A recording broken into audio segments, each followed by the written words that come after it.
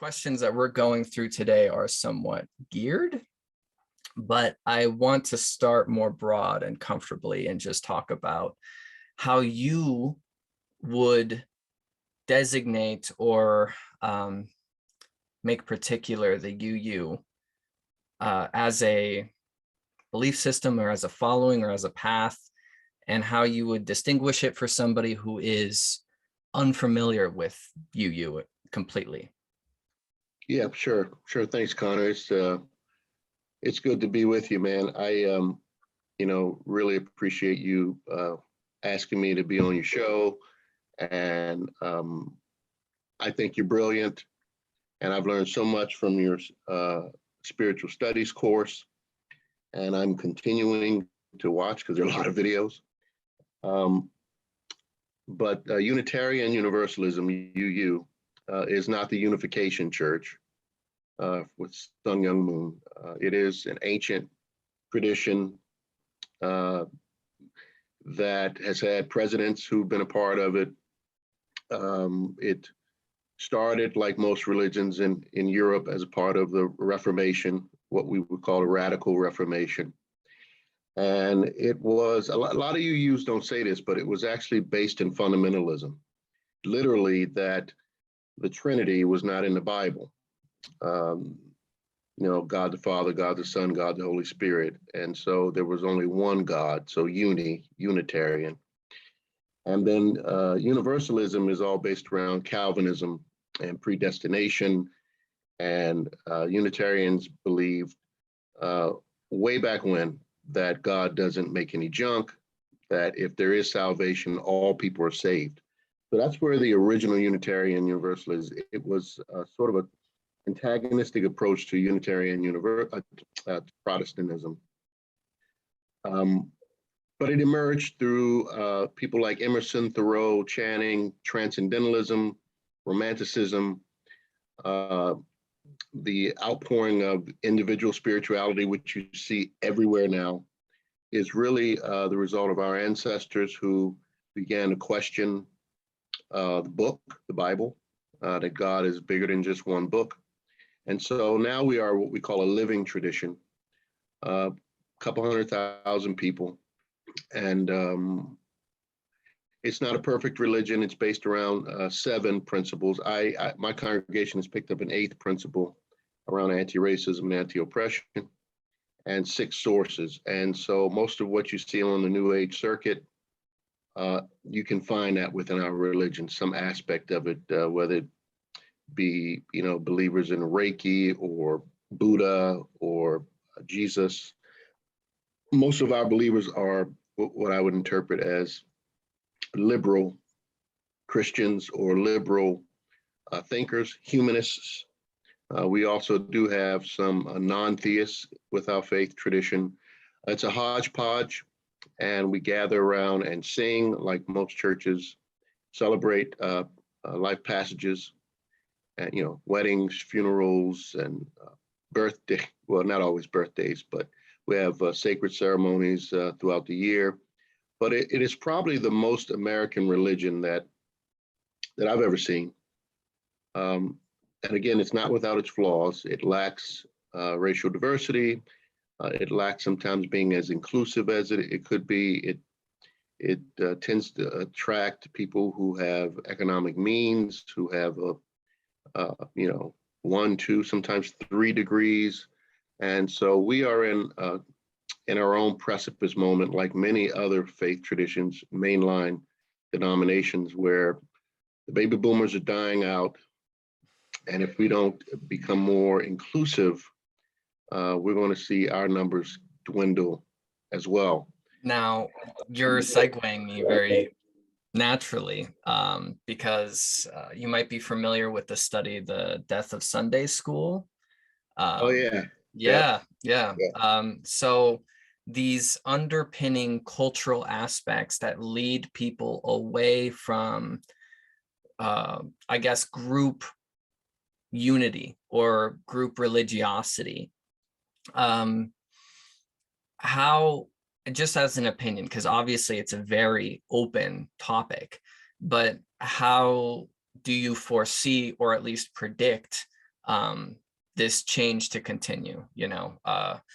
Do you think there will be this continuous dissolve in like religious institutions? Or do you think that in these weird ways that these new annals will kind of be created? Or do you think that's just kind of the end of group unity in belief? Well, one thing you'll learn about me is I'm a both and person. And that's my theology. I tend not to be an either or person. I think sometimes you are stuck with that. But I see when I saw your YouTube page, I saw that as part of that new generation of what religion will offer. It doesn't have that necessarily community aspect, which is, so you're seeing a lot of individuals becoming their own gurus and developing a following for better and for worse. And I try to hold my criticism and not pass too much judgment, because I do often see good where others don't see good. And I have some of my own rules of not eating the entire pie of anyone's philosophy, but just a slice here or there. But some people identify with individuals, gurus, and it becomes someone they want to follow the rest of their lives, and that's their choice. So people are going to continue to make meaning. That won't change. But I would liken to the time of the Roman Empire, I guess. Maybe you can help with this, Connor, when there was pre the establishment of Constantinian Christianity, when there was a hodgepodge of religions.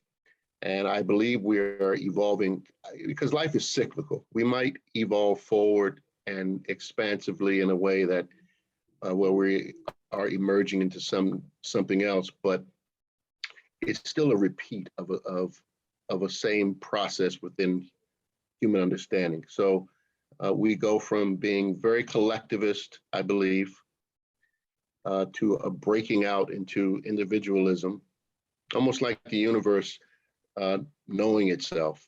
And then to a point of unknowing, we come back to that collectivism again.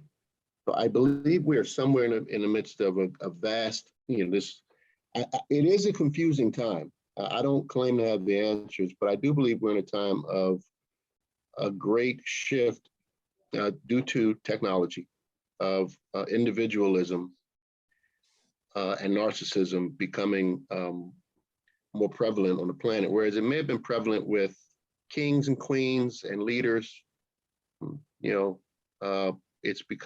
It's narcissism now is becoming more prevalent among the common human, common man, common person.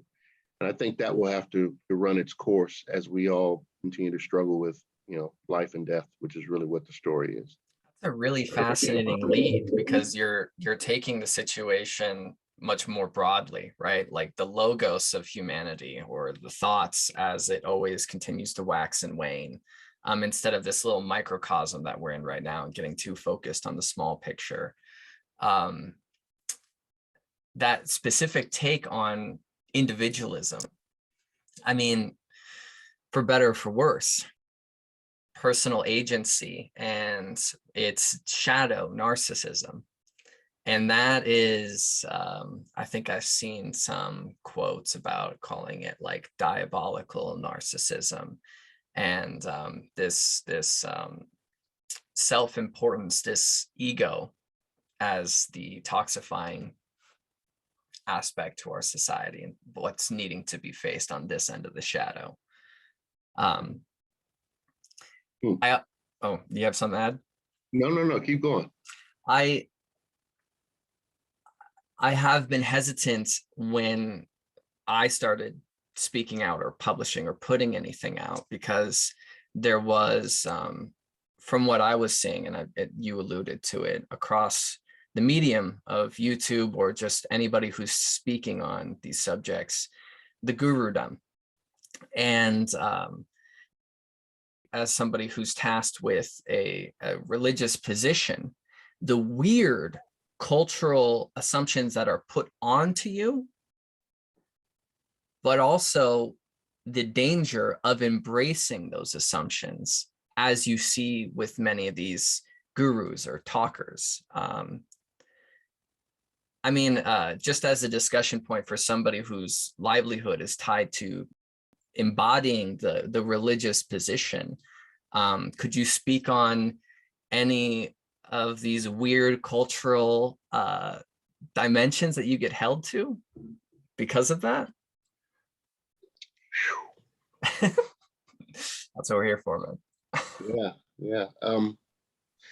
My stage of evolution is not quite where, and personally, is not quite where people see the archetype of a guru or a minister, spiritual religious leader, expectation of perfection, of being Jesus-like, of having a divine inspiration, stories like that, of having healing powers, the archetype that so many people play into, do have legitimate stories, but also fall prey to what in training we call the savior complex. Yeah, certainly you're on your own hero's journey, but the responsibility many are taking for the souls of so many others is, I think, something we have to take on very humbly. And in my stage is actually a stage of unbecoming and unknowing, and letting go and stripping away of those titles, those ideas. Because you're human, right? Because I'm human and I can't possibly live up to those expectations. And I just watched a story on this today. I won't name the person who was abused severely. And, from 2017, I can see the shift in the narcissism in the savior complex. At first it was, in 2017, how do you know? Maybe there isn't any truth, she said. And into 2022, I'm teaching you the truth. Big shift. Ooh. And that is not new. The Catholic Church, ex-cathedral, I have the answers, or any preacher in a Black church or any church that's fundamentalist driven will stand with that level of authority with all the answers. And we've seen them fall time and time again. It's an impossible expectation. And I think that's a process that we have to work ourselves through as human beings. I do. I don't think it's the end process for us. I think the end process is for everyone's worth and dignity to, in other words, I have agency. There could come a time when there's a generation born that is born believing they have agency, that don't experience the traumas or poor parenting or all of these things, that don't have to achieve celebrity to prove to themselves that they are worthy. That they will know they are worthy just because they are a human being or humane being. So, but we're not there yet. And so we still have to go through the process of people. And again, these gurus with the impossible expectation do lift and raise consciousness in the individual, but it will lead to dark nights of the soul for those whose hearts are broken, and inevitably they will be. And it's a terrible fall when the person that you have worshipped, essentially, even though they would never say that, you realize that they are, imperfect. And it's an impossible expectation.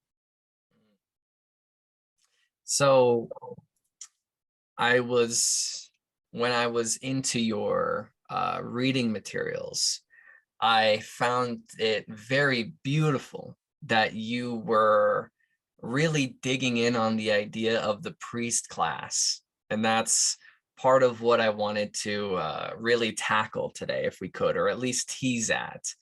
And this conception, because in the discussion of inclusion and in the discussion of racial equality and in the discussion of inequality across the world as it is generally, it could be said that it is all just a manifestation of classism as it was being put.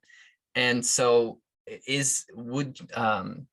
do you feel it's resonant with truth that many of the fracturing aspects of society, the inequality, the disproportionate wealth, and all this is a manifestation of simply just classism and everything that's been built on top of it? Or is Well, from the book you sent me, it's a manifestation of our own narcissism, the need to feel better than someone. I will certainly say that, your brain is far more superior to my brain in terms of your knowledge of ancient religion. But you're not a better person than I am. We're equal in that sense. Maybe you are. No. I know. I mean, just to play on that a bit, yes. Go ahead. So yes, there might be more knowledge here, right? But in ways of, say, the heart, in ways of being more emotionally empathetic or whatever, you could have this vast superiority in your maturation, right? So it's so particular. It's so particular in that way. But if you hold significance, not you, but anyone holds significance to what I'm possessing, then what, like, there's no other lacks in me, there's no other character flaws. I didn't mean to cut you off, but I feel like it's important to. I'm with you. We're talking at different levels. The social structure is something that humans form, and we could talk into why we formed stratification. I think the animal kingdom, you see that stratification. I don't think we're as advanced as we think we are. So I'm not against, at this point of us, I'm not an anarchist. I'm not against the forming of social hierarchies, but I am against how we treat people at every stage of the hierarchy. And the hierarchy, of course, is based upon, is not necessarily based upon education, but it's based upon how you can manipulate the economics and the financial systems in the world. So it's really money and power. Class is something else, right? Because an NBA star who makes $20 million a year, a Black NBA star makes $20 million a year, and a PhD person who makes $100,000 a year will still be in different classes. The NBA person will have a bigger house and live in a very rich neighborhood, but class-wise, caste-wise, the way that person is seen in the culture is something that is very embedded in our, white supremacy and Europeanism, and so that's a big topic in and of itself. But I firmly believe that there is nothing wrong with having different levels of authority, accountability in a system, but it's how, are people being paid fairly? Are they being treated fairly? Is their worth and dignity being seen? Those are the things that I measure. If I had to measure a successful company or a successful church, religion, anything, I'd measure it on that. Do you feel, well, I'll make a statement instead. Please. I feel there might be something to be said about when there are too many cooks in the kitchen, when there are too many people and too much cacophony and too much confusion. And I can see how, and I'm not going to make an ideological statement, but I can see how anarchism is definitely the leap to go to when you see how frustratingly ingrained these intersectionalities of society are. And so, of course, you just want to burn the house down naturally. But where the nuance is when it comes to if hierarchy does have a justification, you know, in any semblance of the word, because the question there becomes about the leader. What is the leader? And I've made certain assumptions or hypothesizing in the course about like how early on it was the philosopher king, it was the priest king, you know, the idea of the early shamans reaching leadership out of self-volition and mutual respect by a community. But since it's so big, there's no proper means of accountability to be able to designate or to see. And I think that's where humility fell, right? As soon as we had numbers and numbers and numbers and numbers, it wasn't about humility anymore, or justification in a certain spiritual significance, but just who's going to stand at the post and who are we all going to point to, you know, in this idea of that was lost, but has been mimicked ever since. I don't think the original idea of religion, the priestly caste, and how it organized itself, and how it organized society, and I'm really speaking of Hinduism, you know, that the storytellers were at the top of the pyramid. And now today, I consider them people like yourself, the poets, the songwriters, actors and actresses, preachers, teachers. There's still an active priestly caste. And of course, there are tiers and levels to that, who direct the sort of human story, the human myth. And I don't think it was meant to, I mean, you know, when you go look at the old Aesop fables and things like that, I don't think they were meant to drive people into a sort of a disassociation with the with their God or themselves. I think it was meant to provide meaning and cohesion to growing communities through the agrarian age agriculture. I think it was a natural output of an economic system of agriculture, or you know, food production, that, as you say, got bigger and bigger and bigger. And maybe this is the process of from creation to dissolution. Maybe this is just until the balloon pops. That's what it does, including our universe.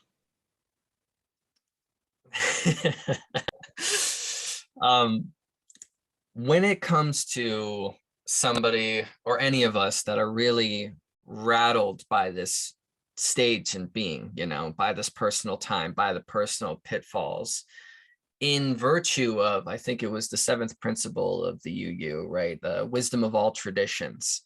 Are there certain traditions that you would point to that are of a particular relief to what we are contemporaneously struggling with culturally, religiously, spiritually? Yeah, I think you would agree that Buddha's angst, I like to call it, not suffering, but angst, Buddha's life angst, and making peace with that is really important today.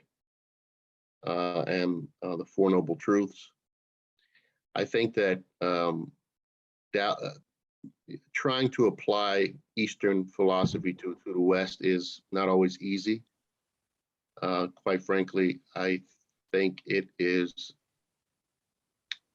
the struggle, in and out of struggle right now in the individual. But I think that for me, the Taoist understanding of the interplay, which again is complementary interplay, is very different from the dualism of Western, right? So trying to even resolve that in my mind is something I have not resolved. You know, the idea of surrender and acceptance are things that provide solace for me. But when you hear about things like what happened in Buffalo recently, and you know, Ukraine, you just name it.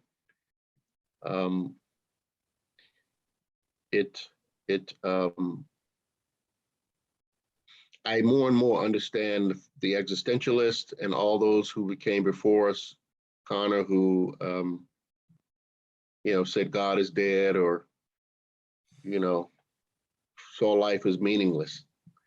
I see both sides now, and the question is it all God? The preacher I was raised to be in a Methodist church said no. It was definite that was the evil in the world. And yet, out of those evil moments, we seem to evolve to something better, or something different. Sometimes better.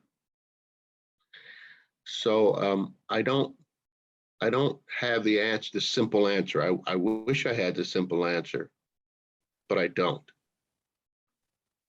I mean, it's the process of pointing, really. I mean, it's like something about over here, something about over here, something that's been lost, or something that seems to be a bit of an antidote, or has a medicinal quality for our ideology, and I think pointing to the East is very curious, because it's in the East, as it was that selflessness that we're pointing to, right? And so a certain assumption could be made that our troubles are because we're in a bed of thorns, and we keep thinking that we have to do something.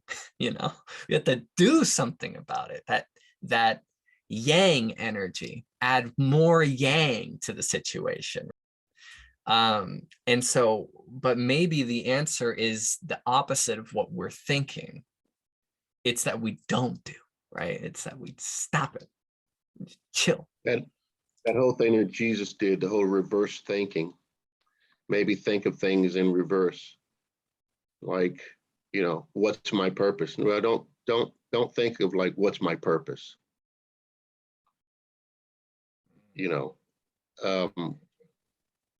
And again, it's counterintuitive.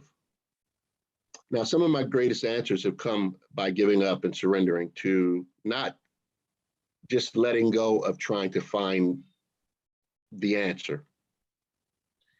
And yet sometimes I powered through things and accomplished great things too. And I think the big lesson, the thing that is the big lesson for us now, 21st century Americans, I'll say, be very particular about this, maybe Europeans too, quite a few European first world countries, is the both and, living with the ambiguity.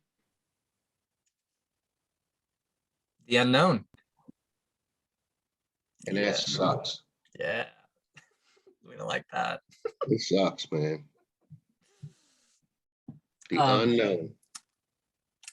There's a few things I wanted to point out, because I feel like this is a really curious point. That mentioning of finding like nihilism and existentialism in the world, I think is why Gnosticism has come, like neo-Gnosticism has come up again, because it's finding a source in the ancient world for this like horrible alienation from materiality, and to feel like it's all against, right? It's all against you, the archons, the demiurge and all that. And I find it really curious that in seeking something of relief in this ideological renaissance that we're going on, that we're literally like finding things in the earth itself and plucking them up that fulfill these kind of attributes for us of what we're seeking, of like making implications for what we're looking for, and so I wonder, and this isn't a question, there's no answer to this, but it makes me wonder about what else is in the ground. Because we think we know where it's at, but then what's to say that there's not something else to uncover that's going to utterly and completely take the floor out from something that we've been assuming? And that is the beauty in the unknown. That's what I feel like isn't mentioned, because there's the insecurity, there's the fear, there's the nihilism, there's the existentialism. But then the flip of the script is that, yes, I am infinitesimally small when going out, but I'm also infinitesimally big when going in. I'm also the progenitor of creation in the universe in a certain way. Everything that I do now, I am the ancestor of everything that will be to come. And I think that's the ultimate remedy, is not an ego statement, but self-agency, power, but not without. Yeah, you're saying the self-agency along with the sense that you're part of this great community. That seventh principle is the interdependent web of existence of which we are a part. Yeah, and one of my reasons for wanting to live a long life is for that. What's in the ground? What is the discovery? What is the next thing that catapults us? Because we haven't finished discovering that will utterly change our viewpoint, our understanding, maybe bring us together even more. That hope, I do live for that, and not just in the moments. I mean, that's beloved community for me is those individual discoveries, those times when community come together to do great things, those great discoveries that change humankind. Yeah, I live for, and sometimes am impatient for meeting a person like you, right? That's in golf, the comeback shot. You're shooting a crappy round, but you get one good shot and you're like, coming back. Still got it. Discovering your YouTube page, when I can't find something intriguing from an individual or group, I do get down. I need that extra shot of hope from humanity. I'm very westernized. I have been working during my sabbatical to work on losing the ego as much as possible, which is very scary, by the way.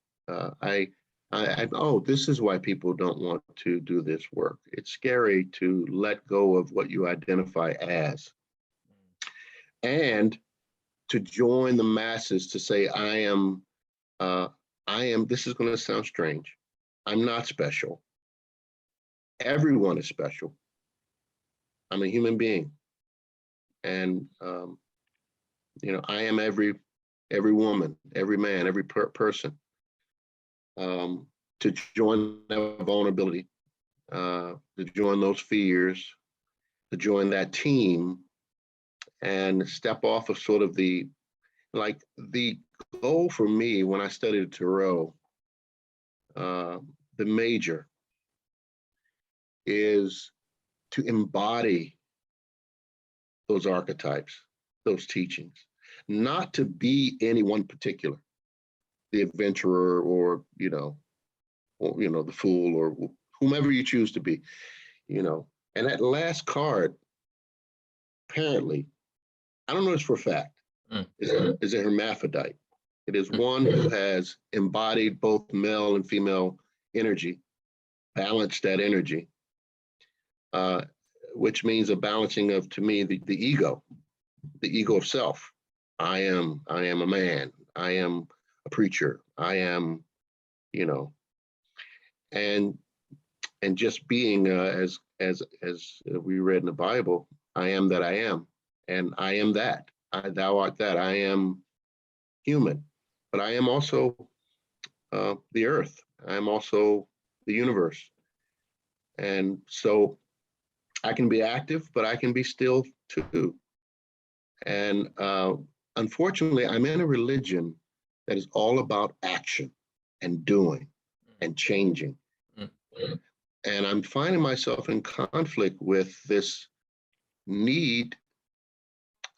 I have not been able to change anyone in 20 years. So I've kind of given that up. But yet my religion is telling me, go out there and change the world.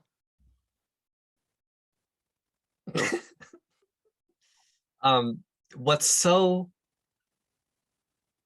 dastardly tricky about it is, you make a difference in somebody's life when you make an offhand comment that you don't even remember, right? And that's when they say that God speaks through you, you know, or the Great Spirit is embodied in you. Let's take the native terminology. And but you at that time are not consciously trying to be helpful, Oh, right? yeah, that's true. So then here we come, and it's like, I'm gonna get him, right? Save him. And it has this almost opposite effect at times, especially if you try too hard. And that's why it's so dastardly tricky. So then it re-emphasizes that, like, in order to do it, I need to not do it, which is this, That you know, reverse thing, man. Yeah. cosmic giggle, this grand kerfuffle about the whole thing. Yeah, and I mean, because nobody likes it when somebody's coming at, you know, coming at them that way.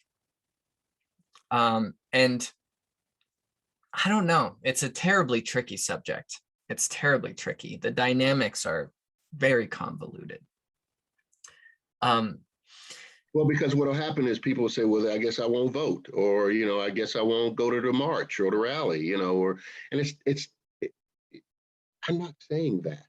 Yeah, when to do it, when not to do it, when to step in and when to lean in and when to step out, which is like terribly disparate. Like we don't know where to put ourselves and where not to put ourselves, and confusion. You know, where should the priorities really be? Which is, I mean, first and foremost, I guess a certain assertion to make would just be the first thing to do is to learn how to not. And then we can learn how to, right? Like that, from where we stand, the quickest remedy. Like, for instance, my thought was, you know, taboo to bring up COVID at this point, but when it shook society, right, and the supply lines dried up and all that, you know, it just went quiet and people were like, nature is being restored, you know. And it's like, that was an interesting hint, right? If we just didn't. Interesting. Yes. Yes. Yes. And to what extent if we just didn't? Because obviously a full halt would be very catastrophic. Yeah. Yeah. Of course. But a pause, a fast. and I thought, what about like a holiday? What about every year there is just a stop? Nobody goes to the mall. Nobody goes to the store. Those are dying anyway. You don't have to worry about them all. They're gone. They're gone. Nothing. But yes. But yes, I think that would be very, I mean, like, that would be so therapeutic. It would release a great amount of good onto the planet, which would come back into the, you know, we are part of the planet, so it would come back into our species. We would all feel good. That's actually, see, now that is something for me worth promoting. I'm writing it down. It's not exactly the same, but the Greeks have a day, and it's called Ohi Day, which means no day, where basically the whole day is this holiday to saying no, because they're celebrating when they said no to Italians working through Nazi Germany at the time and the war. They're celebrating, saying, no, you can't do that. And so they take this day to just exercise no, which I found supremely fascinating, because to what extent could we exercise that no? And for them, it was like, hey, sir, you can't smoke in the movie theater. And they were like, no. And then they would. And it was like, that's amazing. Why can't we exercise this like radical freedom? Because these confines that we think society must be this way, the store must be open from 9 to 7, you know, they must be there if they're going to say they're going to be there. And it's like, no, none of it has to be that way at all. Anyway. You know, I'm curious to know, where do you think given technology, and we've talked about technology, we've talked about religion. We're really talking about the evolution of our species, which is my topic. I mean, that's what I think about all the time. Do you have any idea where we're going? And don't say to hell, please. No. I would never take that one on. I mean, that's a very provocative question. I think, and this isn't concrete, I'm just spitballing, of course, but I think if you're going to take the Passover reference in Revelations to, Jesus says, when's the next Passover? It's to the man holding the pitcher of water. We're going into an age of air. The age is air. And so what already was quite fluid had some body to it, but we are moving into a place that is completely fluid and has like no seeming body to it. It's there. The thing about air is that, yeah, you can keep it in a jar, but it's also outside of the jar. So there's this plurality of how we're approaching every discipline in society. Yes. When we're approaching discussions of anything, it's become fractured. It's like all Montessori at this point. And yes. Everything's connected and dissolving in its boundaries. And so there's no distinction between subjects. And that's the air. There's no distinction. There's this wavering auric flow to the whole thing. And so I think where we're moving is into a radical plurality and a radical sporification, and I don't think stability will be a true novelty when it comes to this ideological landscape. And we're becoming acquainted with it, but as it moves forward, it's only going to become more and more, present in its archetype. Well, so, and then how does this manifest then down to a governmental level? And I have this notion that certainly people can run themselves, but I think although government is very large, I think at some point it will become meaningless, especially if the air includes the economic system where money has no limit, no bounds. Where people will have to be provided with basic income and things like that just to keep the monopoly money going. I think it's just all just so relative is what you're saying. All this new information that we're getting about history and about how we relate to ourselves and our story of humanity. And, even with technology, like what technology is being uncovered to say that, oh, actually, what are asserted as primitive people were actually tremendously sophisticated. And so continuously, as we assert a certainty into the world, a certain approach to how we contextualize the past, ourselves, or anything, it will just whirl it around. And it will just keep. I mean, the Native Americans, I'm not going to over idealize the situation or romanticize it. Perhaps they were in the paradise that we're trying to restore. Okay. This going backward to go forward. This reconnecting with the earth, living an air-like existence that's complicated but yet simple, right? Where this gross materialism, finally, people just like are bored with it and realize they don't need it, and so. We revert back to simpler ways and yet have these advanced technologies. The only thing I would add to that is, in the wording of like, we can never go back, but there's this integration of what was with what is, and we wouldn't have gone away from what was if there wasn't something about it that we weren't able to accept, right? So the whole eon of society is emblematic of this coming to appreciate, which is like Kali Yuga kind of stuff, the yugas, the reoccurring Yes, cycles, yes, right? yes, yes.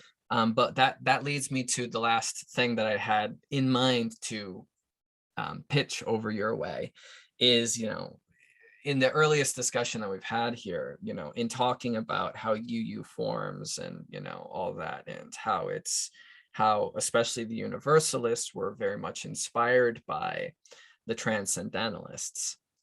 And so, shouldn't there be an affirmation that at least in now, with UU, I've seen that nature often gets quite the homage, right? It often is talked about a lot more, but wouldn't it seem that it should kind of extra lean into that, because it would be to say that if religions truly stem from animism, and if animism is Yes, truly, yes. panspermismos, all this was truly where it's at, then it needs to be kind of more dialed, Let's talk dialed. about this because the reason I found you is, of course, these are algorithms, and I believe they are alive, although they're humanly created.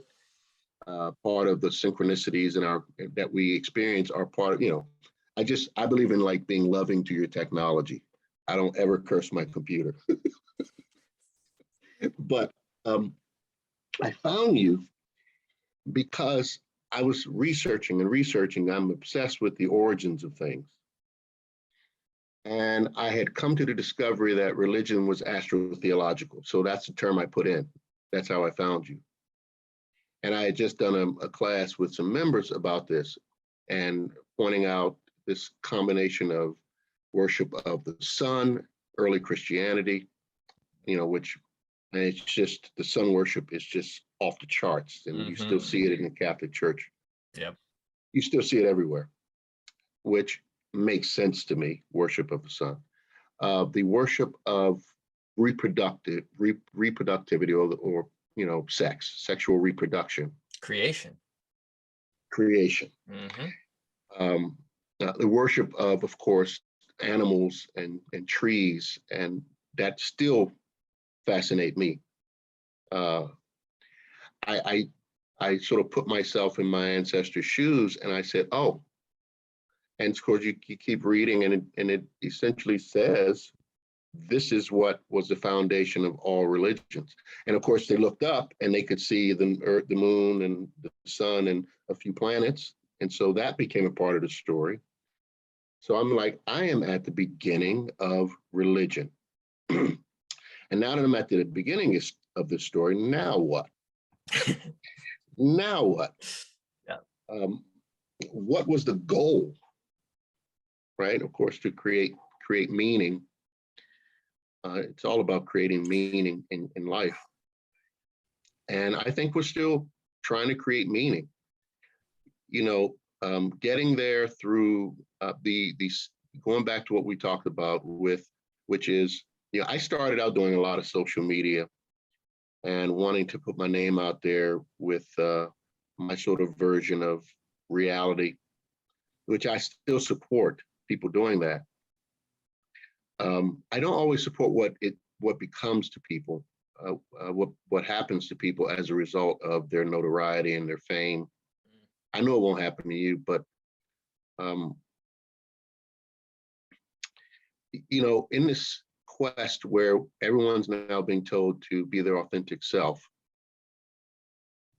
I do think that's a part of the process of getting back to the origin of what religion was meant for. As we go through the self, at the micro level, I do think it will eventually lead to the understanding of the no self, the understanding of the interdependent web of existence. Walking with and being a part of a culture that is so narcissistic right now at a level of, I am special, I am entitled, I know it's necessary because it hasn't even existed for that long. I mean, humans have been so treated like crap for so long. I get how, you take a person who never had anything, you give them $1 million, they're going to go crazy for a little while. So I get where we are. and get, where I am sometimes in that need of recognition. I know that's not the end of our story, though. Mm. I do believe that when we can get back to a version of our earth-based selves, we will then be ready to explore strange new worlds. Because I do think that everything is evolving. And I do think there are other intelligences, perhaps already here, that we aren't aware of. I'm not speaking of green creatures. It may be that they are structures, shapes, colors. We don't know. I don't know. But I do believe we will be able to tap, as you said, this thing that we're going to dig up. We're going to dig up some things. And this is when I wish I could live 1,000 years, right?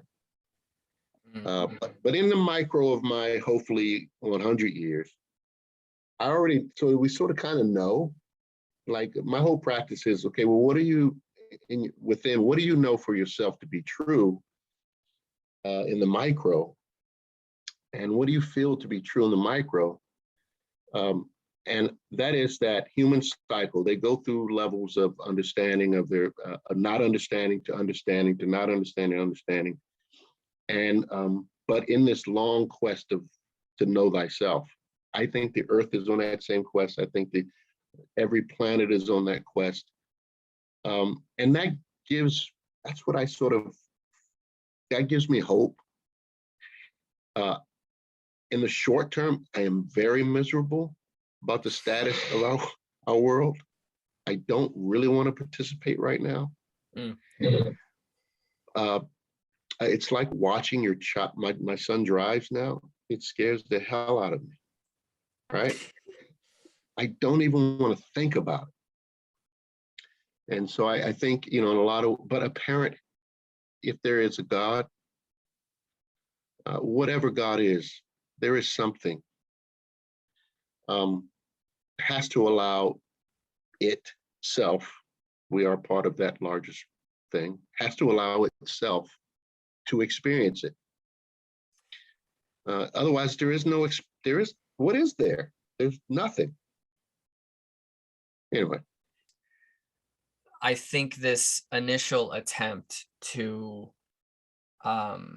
create society and to go on this long journey that we've gone on was an attempt to alleviate the inherent suffering of existence.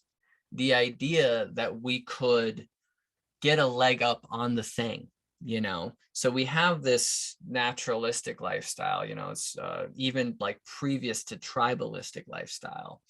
And we want agriculture and we want cities and we want these things. We want to, in this aspiration, to gain more comfort and to think that we don't have to suffer and to think that we don't have to get preyed upon and to think that we don't have to go through these negative things and that we can just live nice. But that effort, as it's been shown in time and as it's like becoming apparent to the collective psyche, that we're not escaping. We can't escape the inherent suffering of corporeal existence, and to accept it, right? And to sit pretty with it is the ultimate synthesis of this great digression or transmutation. But I wouldn't ever stand on a leg to say, here's the timeline, there's so much more that can be kicked up out of the dust of like our collective experience as a species, and we can have great dreams of what it should look like, but those dreams always have to be tapered by this inherent suffering that is ineffably and fundamentally going to be there, and that we have to do it. We have to deal with trudging through the darkness of the self and self-actualization, awkwardness, prepubescence and ideologies and miscommunication. So that was my, I think that was the urge that got the whole thing started, and it's like, here's this man that comes and he says, I have the thing that will make it all okay. You know, I know what it is. And if you just listen and you do what I say and you only eat fish on Fridays, you know, and if you, you know, just huff these incense, but not those ones over there because they belong to those people. We don't like those people. That's where, you know, entropy. And we just lost it. We lost it. And the original sacred thing was the animistic, you know, realization, or agape in the Greek terminology, universal love, as you were hinting at earlier. I am we, you know, I am she, I am he, I am they, I am a marmot in the field, I am, you know, the air above the mountain. I am, you know, not myself at all. You know, I have been casted in the role of this persona as you have been casted in the role of persona, right? And that's the dissolve that I was hinting at with the age of, you know, Aquarius, or the airiness, is it's hinting at this great dissolve of identity and dissolve of structures of appropriation and interpretation of, you know, phenomenal existence. It gives me hope. I don't know why, but I think that's what I've been working toward my whole career. You know, not being defined by a label, a caste. You know, and certainly humans have and by the way, you know, truth versus what is true and what is a lie. Also, right? I mean, that's on the chopping block too, and we're wrestling with that right now. Sort of in, you know, you can manipulate the truth. You can, you know, manipulate your message, and so you can't necessarily get people, you know, like you could maybe during the Great Depression. You know, unless there's a pandemic, it's hard to get people on the same page. You know, everybody's sort of on their own page, and it's it sounds confusing as hell. But I trust. I don't think this is a suicide mission. You know, I don't. I mean, I think we are destined for something else. I don't know what it is. Well, I said explore strange new worlds. I mean, but ultimately, the destiny of this planet and everything on it is back to the sun, and the sun back into the great void. So, you know, there is a dissolution, but there also is a beginning again too.